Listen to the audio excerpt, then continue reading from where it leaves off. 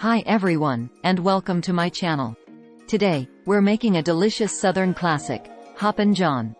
This dish is traditionally made with black-eyed peas, rice, bacon, and a variety of spices, and it's perfect for a cozy winter meal. Ingredients.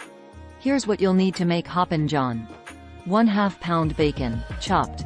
1 onion, diced. 1 green bell pepper, diced. 2 celery stalks, diced. 2 cloves garlic, minced. 8 ounces dried black-eyed peas. 4 cups chicken broth.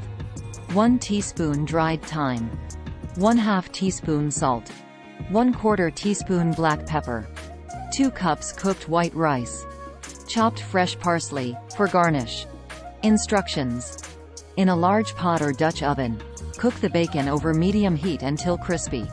Drain the bacon fat, leaving about 1 tablespoon in the pot. Add the onion, bell pepper, and celery to the pot and cook until softened, about 5 minutes. Add the garlic and cook for 1 minute more.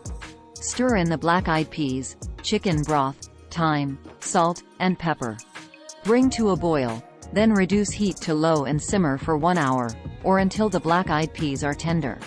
Stir in the cooked rice and cook for an additional 5 minutes. Garnish with chopped parsley and serve hot. Tips. You can use fresh or frozen black-eyed peas for this recipe. If using fresh, be sure to soak them in water for at least 8 hours before cooking.